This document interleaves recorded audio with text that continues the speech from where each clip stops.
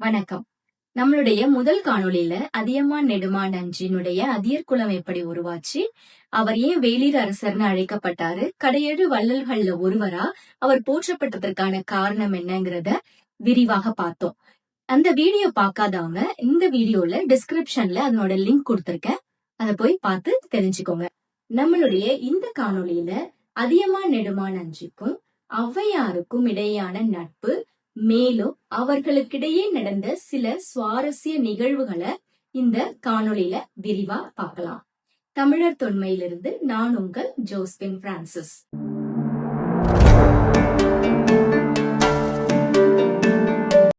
அதியமான் நெடுமான் நஞ்சி தன்னுடைய இளம் வயசுலேயே அரசராகிறாரு. அதனால இளம் வயதுக்கே உரிய மன துடிப்பும் வலிமையும் அவர்கிட்ட நிறைய இருந்துச்சு. பல சிற்றரசர்களோட போர் செஞ்சு தன்னுடைய அரசாட்சியான தகடூரை விரிவுபடுத்துறாரு, அத வலிமையாக்குறாரு. அவருடைய இந்த போர் திறமையும் புகழும் பல இடங்கள்ல பரவ ஆரம்பிக்குது. புலவர்களை மதிக்கிறது, அவர்களை அன்பா உபசரிச்சு அவர்களுக்கு தேவை அறிஞ்சு அவங்களுக்கு தேவையானதை கொடுத்து அனுப்புறது, இந்த மாதிரியான கொடை தன்மைகளும் தமிழகம் முழுவதும் பரவ ஆரம்பிக்குது. இந்த ஒரு சமயத்துலதான் ஔவையார், நம்ம எல்லாருக்கும் தெரியும், பெண் புலவர்கள் பலர் இருந்தாலும் மிகவும் பேசப்பட்ட பெருமைக்குரிய பெண் புலவர்கள்ல ஒருவர் அப்படின்னு பார்த்தா அது ஔவையார் தான். அவங்க காதுக்கு இந்த அதியமான் நெடுமான் நஞ்சினுடைய புகழும் பெருமையும் போய் சென்றடையுது. அப்ப அவங்க யோசிக்கிறாங்க, இப்படி இளம் வயதிலேயே பெருமையும் புகழும் கொடை வள்ளலும் போர் திறமையும் உள்ள இந்த அதியமான் நெடுமான் நஞ்சிய நம்ம போய் பார்த்து அவரை பத்தி புகழ்ந்து பாடணும், அவரோட நட்பு பாராட்டணும் அப்படின்னு சொல்லி ஆசைப்படுறாங்க. பல மைல்கள் கடந்து நடைப்பயணமா தகடூரை வந்தடைகிறாங்க. அந்த சமயத்துல இந்த அதியமான் நெடுமான் நஞ்சி தன்னுடைய அமைச்சர்களோடும் படை தளபதிகளோடும் அந்த போர் சம்பந்தமா முக்கியமான ஆலோசனையில ஈடுபட்டிருக்காரு. அவருக்கு ஒரு குணம் இருக்கு, என்னன்னா போர் சம்பந்தமான ஆலோசனையில ஈடுபட்டிருக்கும் போது அவரை யாரும் பார்க்க முடியாது, அவர் யாருக்கிட்டையும் பேச மாட்டாரு. அதுல மட்டுமே ஒரு மனதா ஈடுபட்டு அந்த காரியம் முடிஞ்சதுக்கு அப்புறம் தான் எதுவா இருந்தாலும் வந்து பாப்பாரு. இந்த சூழல்ல தான் ஔவையார் அரண்மனைய வந்தடைகிறாங்க. அரண்மனை அதிகாரி ஒருவர் புலவர் ஒருவர் வருவதை பார்த்து அவங்கள வரவேற்று உபசரிச்சு தண்ணி எல்லாம் கொடுக்கறாரு. கொடுத்துட்டு அவங்கள்ட்ட கேக்குறாரு, நீங்க யாருன்னு நான் தெரிஞ்சுக்கலாமா அப்படின்னு கேக்குறாரு. அப்ப ஔவை சொல்றாங்க, நான் தான் ஔவை என்னும் புலவர். உடனே அந்த அதிகாரிக்கு ஒரே ஆச்சரியமாடுது. ஏன் அப்படின்னா, பெண் புலவர்கள்லயே பெரிதும் புகழ பெற்ற, தமிழகம் முழுவதும் புகழ் பரவிய ஒரு புலவர்னு பார்த்தா அது ஔவையார் தான்.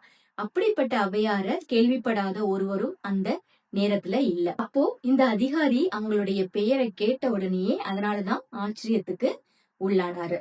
உடனே அவர் அவங்கள மிகவும் உபசரிச்சு அவங்க கிட்ட சாப்பிடுறீங்களா அப்படின்னு கேக்குறாரு. அப்ப ஔவையார் சொல்றாங்க, இல்ல இல்ல, சாப்பாடெல்லாம் அப்புறம் தான், நான் முதல்ல அதியமான் நெடுமான் நஞ்சிய பாக்கணும், அதனாலதான் இவ்வளவு தூரம் நடந்து வந்திருக்கேன் அப்படின்னு சொல்றாங்க. உடனே அவர் ஒரு தர்ம சங்கடத்துக்கு ஆளாகிறார். ஏன்னா போர் சம்பந்தமா ஆலோசனை பண்ணும் போது அதியமான் நெடுமான் நஞ்சிய யாரும் தொந்தரவு பண்ண முடியாது, இந்த விஷயத்த ஔவையார்கிட்டையும் சொல்ல முடியாது. உடனே அதிகாரி இதோ மன்னர் வந்துருவாரு அப்படின்னு உள்ள போயிட்டு வந்து சொல்றாரு. ஔவையாரும் பொறுமையா காத்திருக்கிறாங்க. ரொம்ப நேரம் காத்திருக்கிறாங்க. திரும்பவும் அந்த அதிகாரி கிட்ட கேக்குறாங்க, நீங்க போய் அதியமான் நெடுமான் நஞ்சி கிட்ட நான் வந்த விவரத்தை சொன்னீங்களா? ரொம்ப மிகுந்த தர்ம சங்கடத்துக்கு ஆளாகிறாரு அந்த அதிகாரி.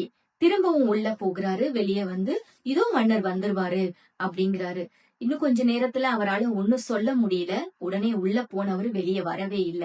கொஞ்சம் பொறுத்து பொறுத்து பாக்குறாங்க. ஆனா ஔவையாருக்கு கோபம் வர ஆரம்பிச்சிட்டு உடனே எழுந்திருக்கிறாங்க. வாயில் காவலரை பார்த்து ஒரு பாடலை பாடுறாங்க. புலவர்கள் பொதுவா அவங்களுடைய எல்லா கருத்துக்களையும் தன்னுடைய பாடல்கள் மூலியமா தான் வெளிப்படுத்துவாங்க. அப்ப அந்த வாயில் காவலரை பார்த்து கோபத்தோட ஒரு பாடல் பாடுறாங்க. வாயில் காவலனே, உன்னுடைய மன்னன்கிட்ட போய் சொல்லு, என்ன நினைச்சாரு உன்னுடைய மன்னர்? பிச்சை எடுக்க வந்துட்டேன் அப்படின்னு சொல்லி நினைச்சிட்டாரா? நான் அவ்வளவு தூரம் அவருடைய புகழையும் பெருமையும் தெரிஞ்சுக்கிட்டு அவரை பார்க்க வந்தேன். ஆனா உன்னுடைய மன்னருக்கு அது தெரியல. அந்த பெருமைய தற்காத்துக்கணும் அத பாதுகாத்துக்கணும், காப்பாத்திக்கணும் அப்படிங்கிற ஒரு எண்ணம் இல்ல போல. அதனால எனக்கு எவ்வளவோ இடம் இருக்கு, எவ்வளவோ மன்னர்கள் இருக்காங்க, நான் போறேன் அப்படின்னு சொல்லி பாடல முடிக்கிறாங்க. இந்த வாயில் காவலருக்கு ஒண்ணும் புரியல. ஒரு பக்கம் நம்மள பார்த்து இந்த புலவர் பாடுறாங்களே அப்படின்னு ஒரு மகிழ்ச்சியா இருக்கு. ஒரு பக்கம் மன்னரை பத்தி இவங்க என்ன சொல்றாங்கன்றதும் அவருக்கு ஒண்ணும் புரியல. அந்த சமயத்துல அதியமான் நெடுமானஞ்சு ஓடி வராரு. ஓடி வந்து, வாங்க வாங்க, நீங்க வந்த செய்தி இப்பதான் எனக்கு தெரிஞ்சிச்சு. நெடுநேரம் உங்களை காக்க வச்சுட்டேனோ, என்னுடைய பெரும் பிழைய மன்னிக்கணும் அப்படின்னு சொல்லி சொல்றாரு. அப்பதான் தெளிவா ஔவையாருக்கு தெரியப்படுத்துறாரு. போர் சம்பந்தமான ஆலோசனையில ஈடுபட்டிருக்கும் போது என்னை யாரும் தொந்தரவு செய்யக்கூடாதுங்கிறது கட்டளை. அதனாலதான் அதிகாரி தர்ம சங்கடத்துல மாட்டிக்கிட்டாரு. இந்த பிழைய நீங்க மன்னிக்கணும்னு ரொம்ப பணிந்து அவங்க கிட்ட மன்னிப்பு கேக்குறாரு.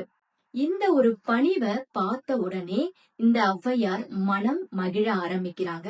அதிகாரி மேலேயும் தவறு இல்ல, அதியமான் மேலேயும் தவறு இல்லைங்கிற விஷயத்த புரிஞ்சுக்கிறாங்க. இருவரும் உரையாடல்களை ஆரம்பிக்கிறாங்க. அதியமான் நெடுமான் அஞ்சு அவங்கள பயங்கரமா உபசரிக்கிறாரு. அவங்களுக்கு உணவுகள்லாம் வழங்குறாரு. 2 பேரும் பேச பேச அதியமானுடைய மிக பெரிய பண்பான குணங்களை பத்தி இந்த ஔவையாருக்கு தெரிய வருது. அதனாலதான் அவருடைய பல பண்பான குணங்களை பத்தி தன்னுடைய புறநானூற்று பாடல்கள்ல அவங்க நிறைய குறிப்பிட்டிருக்காங்க. இப்படி அவர்களுடைய நட்பு வளர ஆரம்பிக்குது. அங்கேயே 2 நாள் அவங்க தங்குறாங்க. அதுக்கப்புறம் அங்கிருந்து கிளம்புறாங்க. ஆனா அதியமான் நெடுமானஞ்சுக்கு அவங்கள அனுப்புறதுக்கு மனசே இல்ல. அவங்க கிட்ட சொல்றாரு, உங்கள மாதிரி புலவர்கள் எங்களை வந்து சந்திக்கணும், எங்களுக்கு நல்ல ஆலோசனைகளை சொல்லணும், அது நாங்க மக்களுக்கு நல்லது செய்ய எங்களுக்கு பெரிதும் உதவியா இருக்கும் அப்படின்னு சொல்றாரு. அப்போ ஔவையார், கண்டிப்பா நான் வந்து பாப்பேன், அடிக்கடி உங்களை வந்து சந்திப்பேன் அப்படின்னு சொல்லி புறப்படுறாங்க. அதே போல தகடூருக்கு இன்னொரு சமயம் அவங்க வராங்க. அந்த சூழல்ல அதியமான் நெடுமான் அஞ்சி 7 அரசர்களை ஒரே சமயத்துல வென்று அதனுடைய மகிழ்ச்சிய கொண்டாடிட்டு இருக்காரு. அந்த சமயத்துலதான் இவங்க திரும்பவும் அவரை பார்க்க வராங்க. உடனே ஔவையார பார்த்த உடனே அவருடைய மகிழ்ச்சி அதிகமாகுது. ஔவையாருக்கிட்ட தன்னுடைய போர்களையும் அதுல என்னென்ன அனுபவங்களை அவரு சந்திச்சாரு அப்படிங்கறத ரொம்ப சுவாரஸ்யமா சொல்றாரு.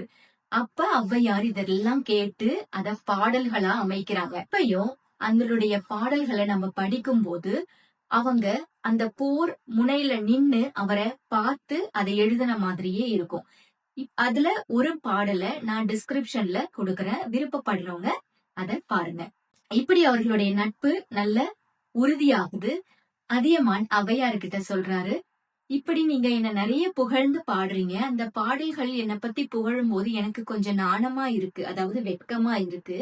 இருந்தாலும் அதனை நல்லா உள்ளார்ந்து படிக்கும்போது அதனுடைய தமிழ் சொற்கள் என்ன ரொம்ப மகிழ்விக்குது அப்படிங்கிறாரு. அப்பதான் ஔவையாருக்கு தமிழ் மீது அவர் கொண்ட அன்பு வெளிப்படுது. அதையும் கூட அவங்க பாடல்களா எழுதுறாங்க. அவர் என்ன சொல்றாருன்னா, நீங்க அறிவிலையும் சரி வயதுலயும் சரி என்னை விட பெரியவங்க, என்ன வந்து உங்களுடைய ஒரு சகோதரனா எண்ணி என்ன அடிக்கடி வந்து சந்திங்க, எனக்கு ஆலோசனை சொல்லுங்க. புலவர்களுடைய நட்பு எங்களுக்கு மிகவும் அவசியம். அப்பதான் ஒரு நல்ல ஆட்சிய மக்களுக்கு எங்களால கொடுக்க முடியும் அப்படின்னு சொல்றாரு. இப்படியா இவர்களுடைய நட்பு மேலும் மேலும் மேலும் அவருடைய இறப்பு வரைக்கும் தொடர்ந்து கொண்டே போகுது. இதே போல ஒரு சம்பவம் அவருக்கு இன்னொரு பாடத்தை கற்றுக் கொடுக்குது, புலவர்கள் சம்பந்தப்பட்டது. என்னன்னு பாத்தீங்கன்னா, ஔவையார் போனதுக்கு அப்புறம் பெருஞ்சித்திரனார்னு புலவர் ஒருவர் ஒரு சமயம் அதியமான பார்க்க வராரு. அப்போ அதே மாதிரி அதியமான் ஒரு முக்கியமான போர் சம்பந்தமா ஆலோசனையில இருக்காரு. ஆனா ஔவையாருடைய அந்த நிகழ்வுக்கு அப்புறம் எல்லார்கிட்டயும் சொல்லி வச்சிருக்காரு, புலவர்கள் வந்தா மட்டும் நீங்க யோசிக்காம என்னிட்ட வந்து உடனே சொல்லிடணும், ஏன்னா அவங்கள அவமதிக்க கூடாதுங்கிறதுக்காக இப்படி ஒரு கட்டளைய பிறப்பிச்சிருந்தாரு. அதே போல இந்த பெருஞ்சித்திரனார்ன்ற புலவர் வந்து அதியமான நான் பார்க்கணும், அவருடைய பெருமை அறிஞ்சு அவரை பத்தி புகழ்ந்து பாடி நட்புறவு காண நான் இங்க வந்திருக்கேன்னு சொல்றாரு. உடனே அதிகாரி வேகமா போய் அதியமான் கிட்ட சொல்றாரு. ஆனா இந்த பெருஞ்சித்திரனார பத்தி அதியமானுக்கு அவரவா தெரிஞ்சது இல்ல, அவரை பார்த்ததும் இல்ல, அவரை பத்தி கேள்விப்பட்டதும் இல்ல. இப்ப ஈடுபட்டிருக்க ஆலோசனை வந்து ரொம்ப முக்கியமான ஒரு போரை பத்தி. அதை விட்டு அவரால வெளியில வரவும் மனசு இல்ல. உடனே என்ன செய்யறாரு, இருந்தாலும் அதிகாரி கிட்ட வெற்றிலை, பாக்கு, பொன், பொருள் எல்லாம் வச்சு கொடுத்து, அந்த புலவர்கிட்ட போய் சொல்லுங்க, இதெல்லாம் மன்னர் உங்களுக்கு கொடுக்க சொன்னாரு, இன்னொரு நாள் கண்டிப்பா வர சொன்னாரு, உங்ககிட்ட பேசுறேன்னு சொன்னாருன்னு சொல்லி அனுப்புறாரு. உடனே அதிகாரி கிட்ட இந்த தட்டுல என்ன அப்படின்னு கேக்குறாரு. அதற்கு அதிகாரி, மன்னரால வர முடியல, அவர் முக்கியமான ஒரு வேலையில ஈடுபட்டிருக்காரு, அதனால உங்கள்ட்ட இந்த பொருட்கள் அனைத்தையும் கொடுக்க சொன்னாரு, கண்டிப்பா உங்களை இன்னொரு நாள் வர சொல்லியிருக்காரு, உங்ககிட்ட பேசுறேன்னு சொல்லியிருக்காரு. உடனே அந்த பெருஞ்சித்திரனார் இந்த அதிகாரிய மேலையும் கீழையும் பாக்குறாரு, தட்ட ஒரு மாதிரியா ஒரு பார்வையிடுறாரு. என்ன வணிக நோக்கத்தோட வந்த ஆளுன்னு நினைச்சுக்கிட்டீங்களா? உங்களுடைய மன்னருடைய பெருமை அறிந்து அவரை பார்க்கணும்னு தான் இவ்வளவு தூரம் மலை கடந்து வந்தேன். ஆனா என்ன ஒரு வணிக நோக்கத்து கூட பணத்துக்காக வந்த ஒரு ஆள் மாதிரி நீங்க நடத்துறது எனக்கு சுத்தமா பிடிக்கல. அதனால நான் இப்பயே போறேன், உங்க மன்னர்கிட்ட போய் சொல்லுங்கன்னு. உடனே அதிகாரி பதற்றம் அடைகிறாரு. ஐயோ மன்னிச்சிடுங்க, நான் உடனே போய் மன்னர்கிட்ட சொல்றேன் அப்படின்னு சொல்லி ஓடி போய் அவர் சொன்ன மாதிரியே அந்த வணிக நோக்கத்தோட நான் வந்தவன் இல்லைங்கிற அந்த விஷயத்த போய் அதியமான்ட்ட சொன்னாரு. இந்த வார்த்தையை கேட்ட அடுத்த நொடியே அதியமான் அங்கிருந்து ஓடி வராரு. மன்னித்திருங்க, பெரும் பிழை பண்ணிட்டேன், நான் புலவர்களை அவமதிக்க கூடாதுன்ற ஒரு உறுதி போட்டிருந்தேன், இப்ப ஒரு பாடம் எனக்கு கிடைச்சிருக்கு, அவங்கள பார்க்காம அவங்கள அனுப்ப கூடாது அப்படிங்கறதையும் நான் தெரிஞ்சுக்கிட்டேன், என்ன மன்னிச்சிருங்க அப்படின்னு ரொம்ப ரொம்ப பணிவா வந்து மன்னிப்பு கேக்குறாரு. உடனே அந்த பெருஞ்சித்திரனார் மனம் நெகிழ்ந்து அவரை பத்தி புகழ்ந்து பாட ஆரம்பிக்கிறாரு. ஏன்னா எவ்வளவோ பெரிய அரசர் இவரு, என்னதான் அவர் மேல தவறு இருந்தாலும் நான் பெரிய அரசர் அப்படின்ற ஒரு அகம்பாவம் இல்லாம வந்து இந்த புலவர் மனஸ்தாபப்பட்டுட்டாரே, அதாவது மனசங்கடம் பட்டுட்டாரே அப்படிங்கறதுனால அவர்கிட்ட வந்து மன்னிப்பு கேட்ட அந்த நொடியே அவர் எல்லாத்தையும் மறந்து அவரை பத்தி புகழ்ந்து பாட ஆரம்பிக்கிறாரு. இப்படி இருவரும் உரையாடல்கள் நிகழ்த்துறாங்க. அவருக்கு தேவையான நிறைய பரிசில்களை இந்த அதியமான் நெடுமானஞ்சி கொடுத்து அவரை மன நிறைவோட அனுப்பி வைக்கிறாரு. அதியமான் நெடுமானஞ்சி புலவர்களை உபசரிச்ச விதம், அவங்கள்ட்ட அன்பு காட்டிய விதம், அவர்களை மதித்த விதம் தமிழகம் முழுவதும் பரவ ஆரம்பிக்குது. பல புலவர்கள் அவரை பத்தி பல பாடல்களை எழுதுறாங்க. இந்த ஒரு சூழல்ல தான் அதியமான் நெடுமானஞ்சிக்கும் ஔவையாருக்குமான ஒரு முக்கியமான நிகழ்வு ஆரம்பிக்குது. அதனாலதான் அவர் கடையேழு வள்ளல்ல ஒருவராகவும் கருதப்படுறதுக்கு காரணமாச்சு. அதியமான் நெடுமானஞ்சி ஔவையாருக்கு நெல்லிக்கனி கொடுத்த அந்த நிகழ்வுதான். அதியமானுடைய ஆட்சிக்குட்பட்டு பல மலைகள் இருந்தது. அதுல ஒண்ணு குதிரை மலை, இன்னொன்னு கஞ்சமலை. இப்ப இருக்கிற சேர்வராயன் மலை கூட அவருடைய ஆட்சிக்கு உட்பட்டிருந்தது. இந்த கஞ்சமலையில பல வகையான மருந்து செடிகளும் மூலிகைகளும் இருந்துச்சு. அதனால ஞானிகள் முனிவர்கள்லாம் அங்க அதிகமா வருவாங்க. பல அரிய மருத்துவர்களும் கூட அங்க பல மருந்து செடிகளுக்காக வரதுண்டு. அப்படி இருக்கிற சூழல்ல தான் இந்த மருத்துவர்கள் அரிய வகை நெல்லிக்கனி கொடுக்கிற ஒரு மரத்தை கண்டுபிடிக்கிறாங்க. இத இந்த மன்னர்கிட்ட போய் சொல்றாங்க. உடனே அவரு அதுக்கு ஒரு வேலியையும் காவலர்களையும் அமைக்கிறாரு. அத பாதுகாத்து வராரு. அந்த நெல்லிக்கனி பல வருடங்களுக்கு ஒரு முறைதான் காய்க்கிற தன்மையுடையதா இருந்துச்சு. ஆனாலும் உடனே காய்க்காது. பிஞ்சுகள் எல்லாம் உதிர்ந்து ஏதாவது ஒண்ணு மட்டும்தான் அது ஒரு கனியா மாறும். இப்படி இருக்க சூழல்ல ஒரு சமயம் அதுல பிஞ்சுகள் வைக்க ஆரம்பிக்குது. எல்லாரும் அத பாக்குறாங்க. உடனே ஒரு மக்கள் எல்லாம் என்ன யோசிக்கிறாங்கன்னா, ஓ இதுல நிறைய பிஞ்சுகள் வைக்குது, அப்போ இதுல கனி வந்ததுன்னா யாருக்கு இது கிடைக்கும்ன்ற பேச்சு மக்களுக்குள்ள போகுது. அப்ப என்ன சொல்லிக்கிறாங்கன்னா, இது யாரெல்லாம் அரசருக்கு நெருக்கமானவங்களோ அவங்களுக்கெல்லாம் கிடைக்க போகுது அப்படின்னு. இப்படியா பேச்சு போயிட்டே இருக்கு.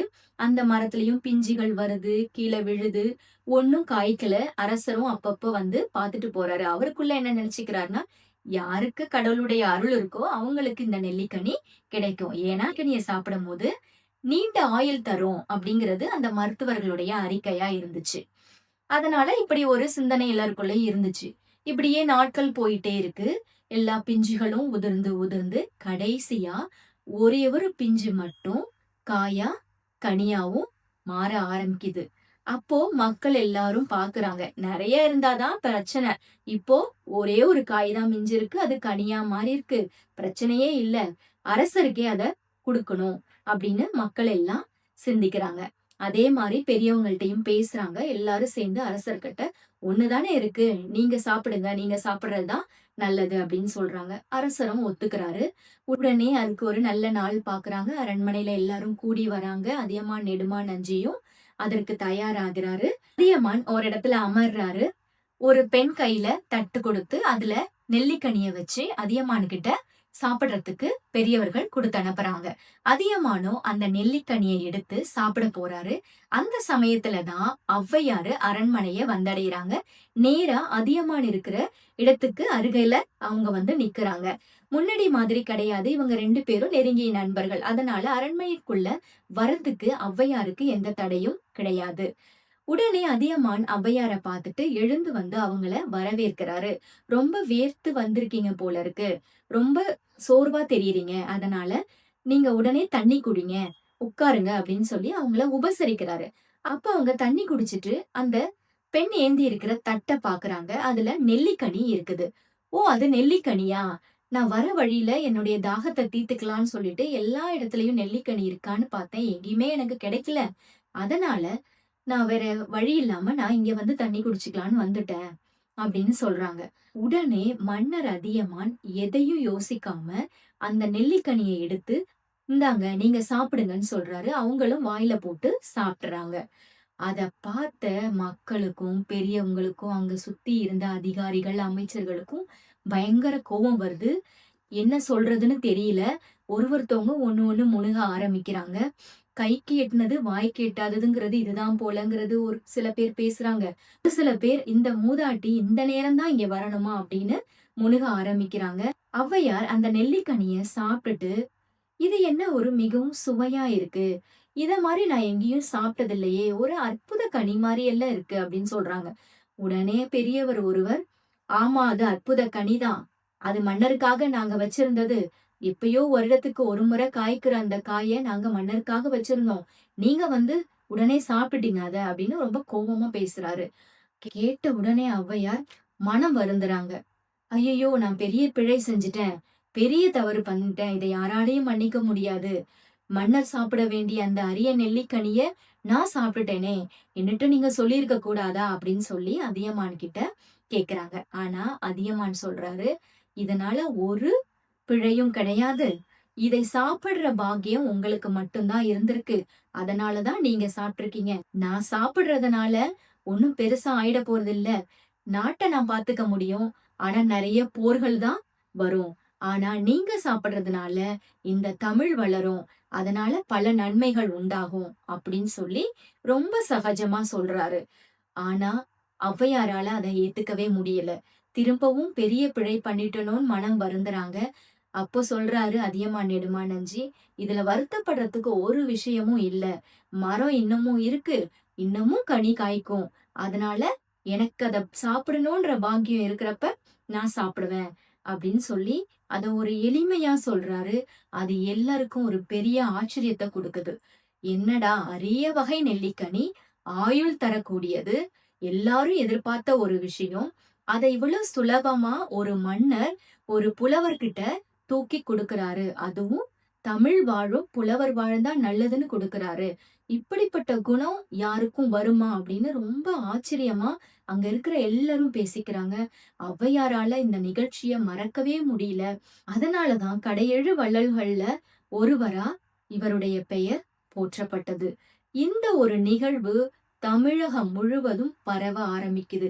எங்கெல்லாம் நெல்லிக்கனிய பத்தி பேசுறாங்களோ, அங்கெல்லாம் அதியமான பத்தி பேசாத ஆட்களே இல்ல. இவருடைய இந்த நிகழ்வு அவருடைய இறப்பிற்கு பின்னும் பெரிதும் பேசப்பட்டது. அதற்கு பின்னர் வந்த புலவர்களாலும் பெரிதும் பாடப்பட்டது. பல குறிப்புகள், பல சங்க இலக்கிய, புறநானூறு, அகநானூற்று பாடல்கள்ல நமக்கு தெளிவாக இருக்குது. இந்த காணொளியில மன்னர் அதியமானுக்கும் ஔவையாருக்கும் இடையேயான நட்பு, அதனோடு கூட நிகழ்ந்த சில சுவாரஸ்யமான நிகழ்வுகளை பத்தி தெரிஞ்சுக்கிட்டோம். அது மட்டும் இல்லாம புலவர்களை எந்த அளவுக்கு அவர் மதிச்சாரு, தமிழுக்கு எந்த அளவுக்கு முக்கியத்துவம் கொடுத்தாரு, அவருடைய வள்ளல் தன்மையில எந்த அளவுக்கு சிறந்து விளங்கினாருங்கிறதையும் தெரிஞ்சுக்கிட்டோம்.